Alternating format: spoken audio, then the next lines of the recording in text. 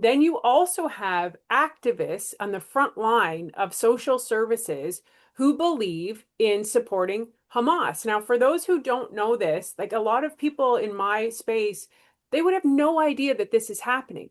These are political activists that hate Jews. So imagine you have come in, you're a Jewish woman, you've been abused, you're trying to get into a shelter, and the person on the front line is wearing a keffiyeh. So I remember I was with somebody and they're like, what is that? Isn't that just a scarf? I'm like, no, no, no, no. That's a symbol that says, I don't like or stand with Jews and Zionism. So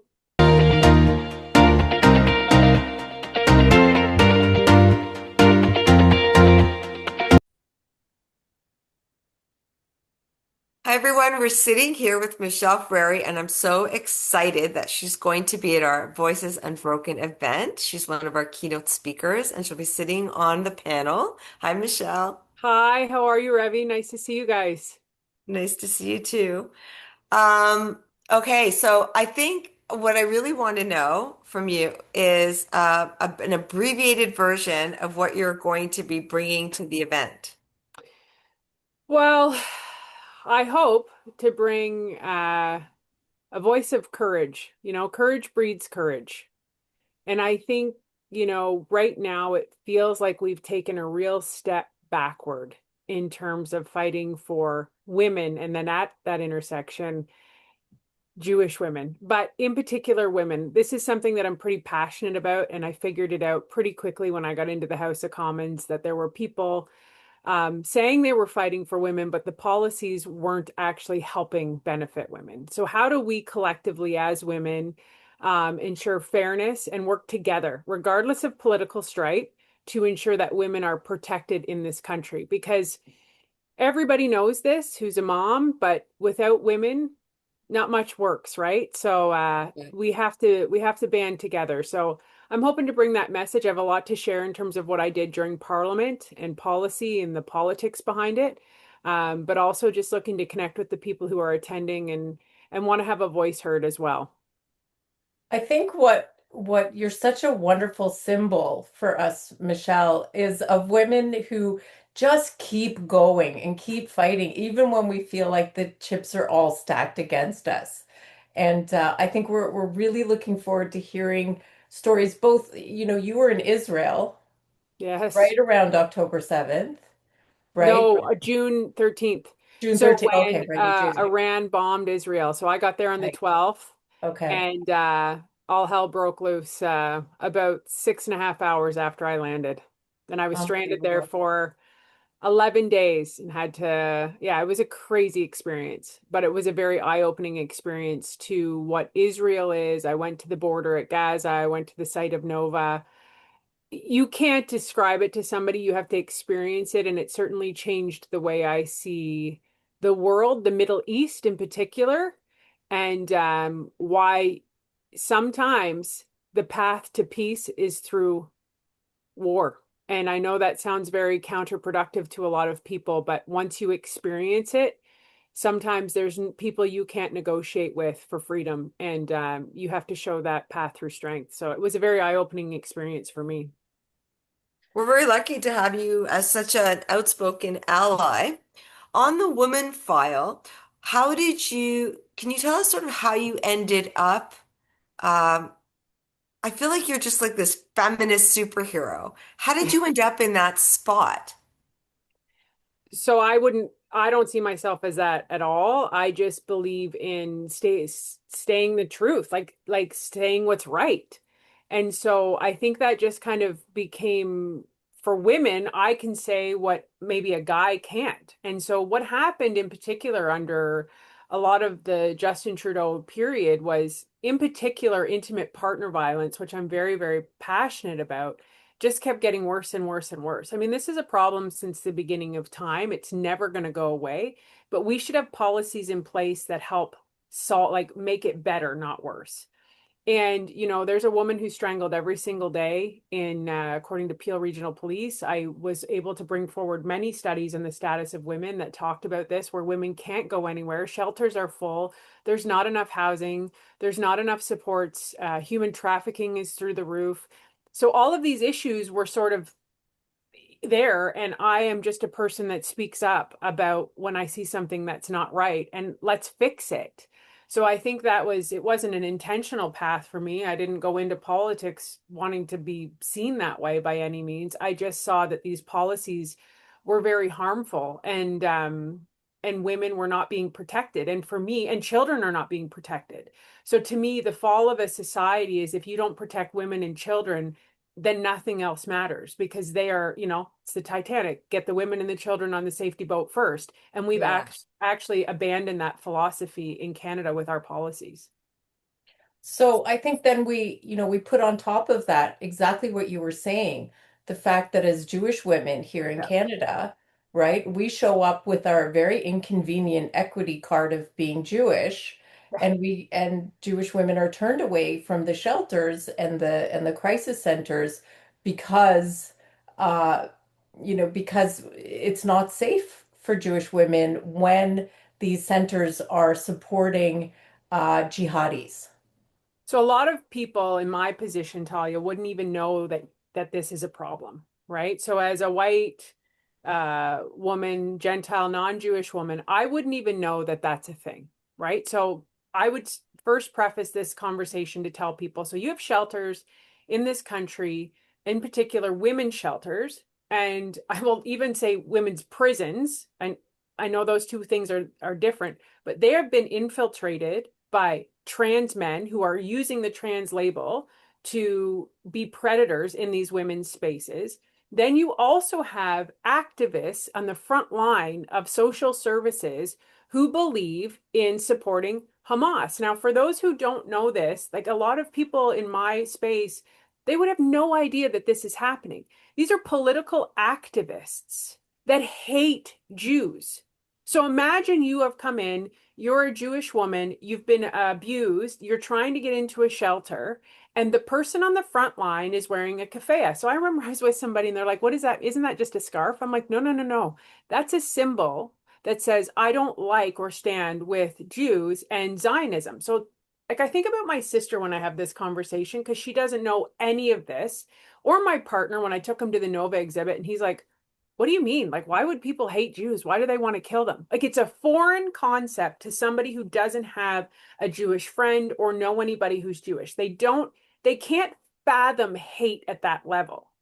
And so, what we have, I could go on and on about this, but to your point about the shelters, is you have people on the front line who are activists portraying to be there for social services. So, until we create mandates that your political agenda of what you think is right, and I will fully say this full stop, it's not right. You are not going to be able to have safety for women, in particular Jewish women. But my bigger call or my bigger issue is all women. So these labels create, it's so complex. I feel like I'm rambling because it's so complex. And I think about these conversations I had when I got back from Israel, and people just don't get it. They're like, it's a Middle Eastern problem. I don't give a shit. They can bomb each other. I don't care. But it's in our communities. Yeah, it It's is. in our communities. So the problem is you sure as shit need to care because their whole point, if you understand what these terrorists and IRGC and Hamas and Hezbollah, what they want, they hate women. They hate us. And so it's like if you don't get that and you don't stand with the first line of defense, which is Jews, because once you remove Jews, you come for the rest. That's how it works. But if you don't know that, you're like, you're just complaining. Yeah, till you are impacted. And that's the problem with humanity and trying to convince so many people of things. Until they actually experience something, they can't understand it or empathize with it. So now to go back to your shelter Yeah. issue, you have women who can't get into shelters full stop, whether they're Jewish, whether they're Black, whether they're Asian, it doesn't matter because we don't have enough room in our shelters because we have policies that let repeat violent offenders that go out and kill women in the middle of the daylight in the street. Then let's put another layer on top of it. If you do have people working in shelters, they're political activists who hate specific portions of the population that don't protect women. So you have a recipe for disaster and division in this country, and it's a major problem. There's my sister calling me right now, so I don't think she's listening to this, but she's been very helpful for me to understand the gap in knowledge because to her, she's like, why don't we just protect women? Like, what does it matter whether you're Jewish or you're this or you're that or and she's right. So there's a big gap in people understanding why this message matters. Oh my gosh, that was Wow, I epic. think, Thank you. yes, that pretty much summed it up. I think, if I was going to, take continue to extrapolate what you were saying, I think we need to open the eyes of the general population of just how much of our society is being infiltrated by these ideologies that are coming in from foreign countries before it's too late, before they've taken over, and before many more of our social services are taken over by this foreign infiltration. I feel like it's a cult. Like Yeah. everybody is being Well, sucked into this evil cult. well, Listen, it's by yes. any other name, it's colonization. The irony is not lost on me. Like I remember when, you know, anybody who truly cares about women, go look at what Iran looked like in 1979 before the regime took over. Go look at how women lived, okay? So women were like they had opportunity, they had all of these amazing things. The regime came in and suffocated women's rights and suffocated women to be Yeah, invisible and to not have any rights. And yet you have the very people who claim to be feminists marching on the street saying, leave Iran alone, leave the regime alone, leave the Ayatollah alone. crazy. Crazy. It's Quickly actually bananas. insane. And so there's a psychological war happening where people have been manipulated to believe they are fighting for the very thing that they are hurting. And so if you are truly a feminist, which even the label I hate, but if that's truly if your position is to help empower women, why are you standing beside the people who rape, pillage, torture, and murder women? It That's like the doesn't question of the century. That is the it question doesn't of the make any sense. century. It doesn't Yeah. make any sense, but it's because you believe that you are standing on the right side of history. It's this red dress, gold dress. Remember when they used to show you the thing on the Yeah, yeah. internet? What color is the dress? Yeah. There's a cognitive there's there's something wrong. Like I remember standing out front of my office during a protest when after October 7th happened, and these pro Palestine people were out front, and I always wanted to hear from people because I'm like, okay, tell me more, like help me understand. None of them had any connection to Gaza. None of them knew anything. None of them were of any descent to care. They were all white women privileged. And to their defense, they were seeing images of dead babies. So they thought they were supporting children. And who doesn't like casualties of war are awful, but they were completely manipulated into hating Jews. And it was it to me, oh, I was like, we are in the twilight zone. We are absolutely in the Twilight Zone. And they prey on the fact that Joe Blow public has no idea or connection because Jews are such a small portion of the population that it doesn't matter. That's why allies matter so, so much. If you don't Yeah, defend the indefensible, you lose everything, yeah. right? No, Yeah, and I no feel one like else gets attacked for a war that's happening. Like well, people are chasing Russians down in the street because Putin attacked Ukraine. Like this is insane what's happening in this well, country.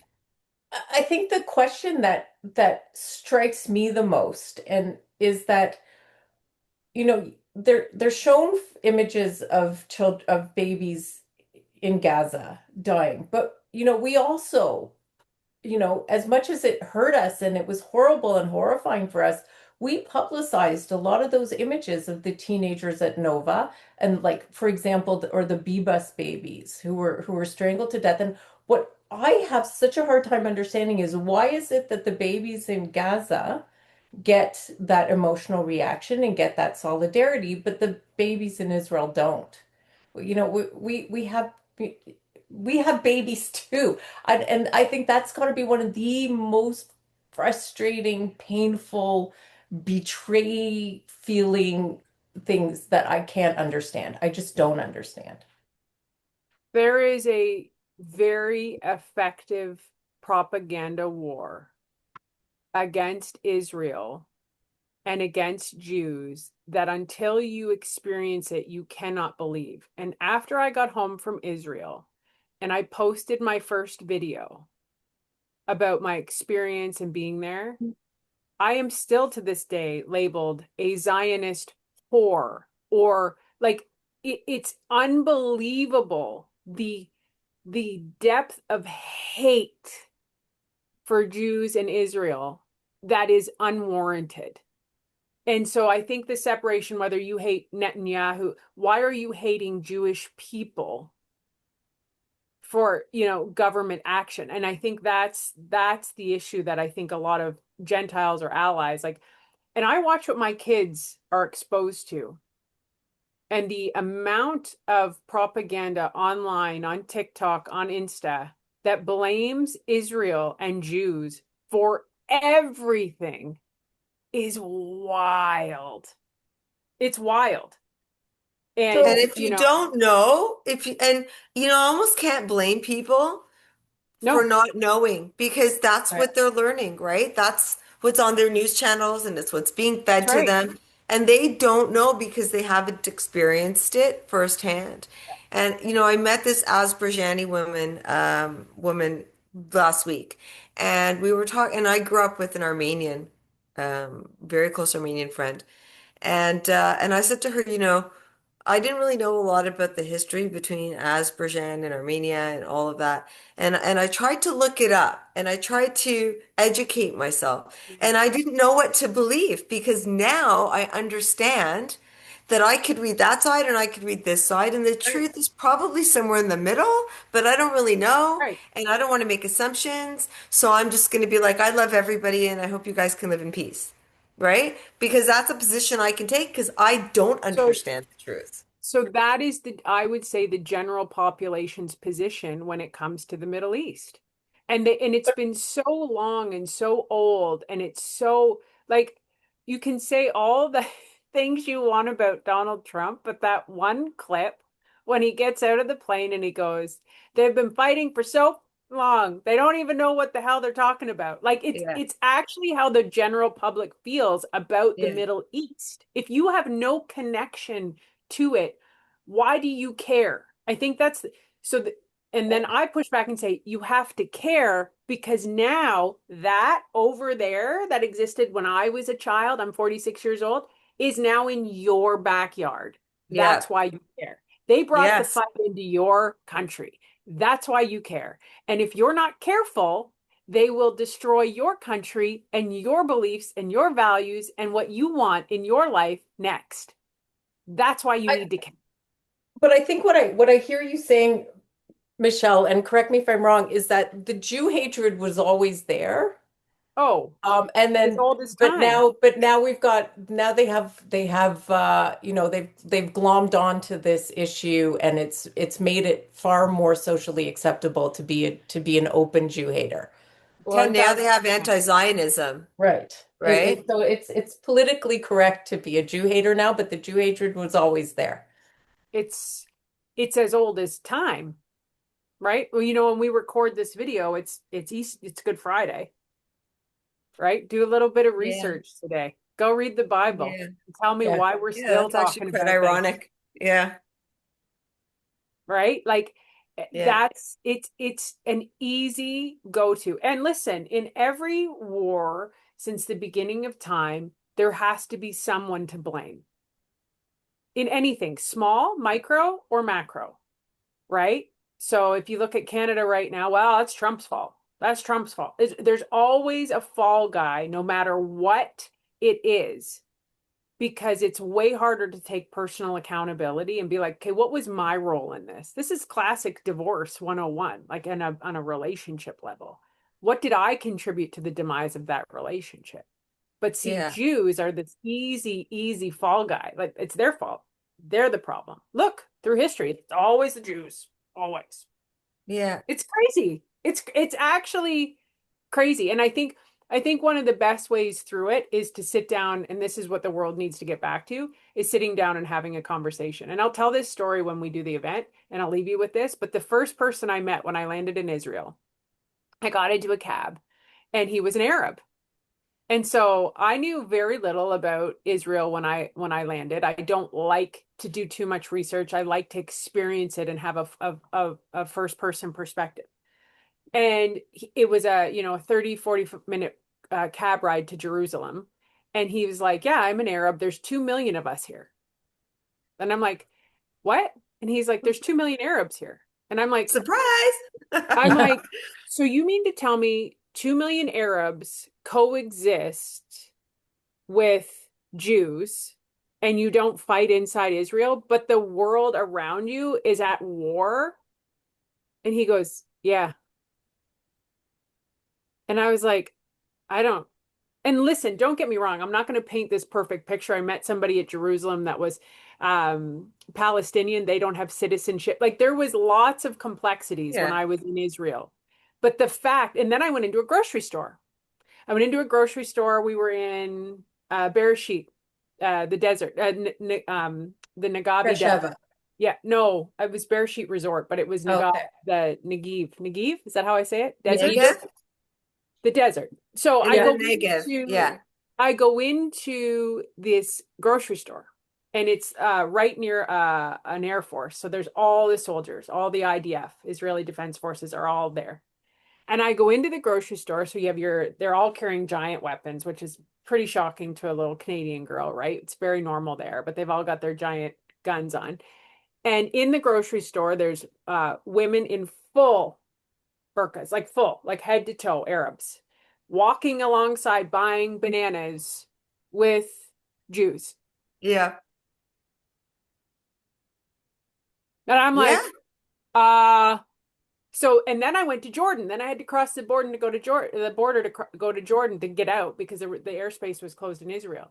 And I was terrified. I was terrified. I thought, I'm going into Muslim country. Like, I need to be fully covered up. They're going to hate me. We go to this like place because we were early. They're in full bikinis. The women are in full bikinis. The vast majority of people are very happy to coexist. The radical outsiders pit those people against each other. And that is the message we need to learn, that most people are like, you do you worship your God, live your life, be a good person, don't try to kill me, and we're going to get along just fine. Yeah. But every historical movement from Israel has been a movement of defense because somebody is trying to wipe them out. And Yeah. once you know that, you're like, oh, like there was this comedian that did this hilarious skit on what each country is of psychiatric personality disorder. And Israel was like post-traumatic stress disorder, something I can't even remember. And it was very For funny. millennia. Yeah, it was very Yeah. funny because it's like somebody's trying to kill us all the time. Okay, okay, okay. And it's like that's basically it. And so I Yeah. think the people who are in it, like you guys who live it and breathe it, and your families have lived it and breathed it, this is second knowledge to you. But what I see more than anything is the Joe Blow public needs to give a shit about anti-Semitism because next they're coming for you. Right. Yeah. Well, it's Passover right now. Right. And the joke about every Jewish holiday is it can be summed up in the following three lines, which is they tried to kill us, we won, let's eat. That's how That's you every live. Jewish holiday. Right. And Passover is no exception. Yes. As my son waves a piece of matzah at me right now. Yeah, I It's see. they tried to kill us. We won. We Let's eat. won. Let's eat. Yeah. It's our whole That's it. existence. You can Yeah. sum up the whole Passover Haggadah. I don't know why we have to sit there for 45 minutes. We could just say, they tried to kill us, we won, let's eat. So Yeah, now they're still trying to kill us. We're still trying to win. Let's eat. Yeah. exactly. Yeah. Yeah. Right? That's Yeah. it. Yep. So it's just a very interesting intersection, back to the shelter question. number one, why are shelters overflowing? Why are they turning women away? Because we have deadly policies in this country that allow violent repeat offenders to go out and murder women in broad daylight. And I've Yeah. spoken about this at great length. Bailey McCourt is the epitome of this example. Within an hour, I hate to be too graphic, but this is the reality of it, bludgeoned her with a hammer in broad daylight. Another woman I spoke about in the House of Commons, it was Ottawa, and this got hardly any coverage. My clip went super viral because I got so mad in the House of Commons because everybody was talking. Like in the House of Commons, everybody talks when you're in there because it's just normal. Like the dysfunction is normal, the corruption is normal, right? Yeah. And I'm talking about this woman. It was broad daylight. It was the middle of the day. He got out of the car. He ran to her. She was with her two children. He slit her throat. Some innocent civilian had to hold a woman he didn't know and try to save her life, and she died. And he was out on bail. Like that. So when you ask me, Talia, at the beginning of this, how did you get here? That's how I got here because this is insane. And if nobody says something, nobody says something, right? And it's like, and then you have the Supreme Court saying, "Oh, well, that's too strict of a sentence for pedophiles." Like, if we can't agree on this, what the can we agree on? Like, it's just baffling to me. It's just Yeah. baffling. And Yeah. now you have to again, I see a footage on my phone before I do this interview where synagogues have full-blown SWAT teams and security during Passover because it's not safe to go to a synagogue during Passover. Like in Canada. Yeah, like I can't even believe children, and we were talking about this the other day, have to walk through armed guards to get to school. Like you know your country has failed you In when your Canada. children need to walk through rifles to get into school. Yeah. Semi-automatic machine guns. Yeah. Like your country has failed you. That's This it. is why everybody needs to care. Yeah. That's my message. But they don't because it's not their kids. But it will be. But it will be. Yeah. Look, we saw, yesterday, Passover, just, I have never seen a convoy of police cars and armed vehicles, like the emergency task force armed vehicles, go flying down Bathurst Street yesterday while I was finishing my Pesach preparations. I've never seen anything like that in Toronto. Yeah, it's bad. Yeah. It's really bad right now. And I don't know how many years it's going to take to get our country back and to get a feeling of security again here. I mean, I'm predicting like 10 years. I hope it's less. I hope that um, we can turn things around. But I think every single person in this country needs to get off their ass and participate.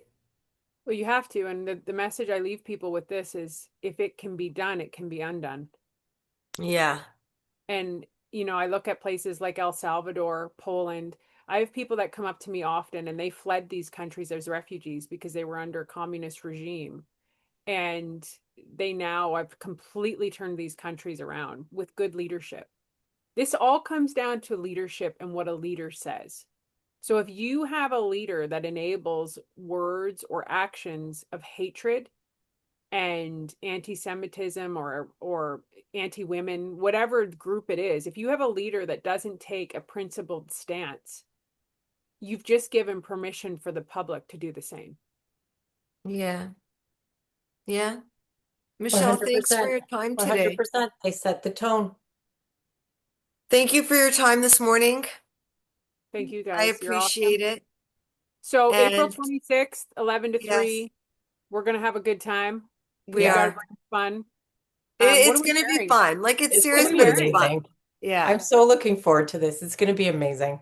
What are we I'm Yeah. gonna looking wear? forward to like Are just we dressing in like hot, like fancy, or because what are we wearing? Medium. I would say medium. I'd say, if you really want to show up in a tracksuit, then show up in a tracksuit, but I'll I'm here for probably the be dressed tracksuit. nicer than that. Yeah. I don't I'm know. here My for the general tracksuit. ethos is just Google formal. Yeah. Okay. Formal. Google Yes. formal. That's Ladies' lunch. It's a ladies' lunch. jeans, but something stylish on top. So it's like a mullet, right? Yeah, I'm not Party, wearing jeans. business in the back. No, business in the front, party in the back. Yeah, Yeah. Hockey I hair. got that. Exactly. Hockey hair.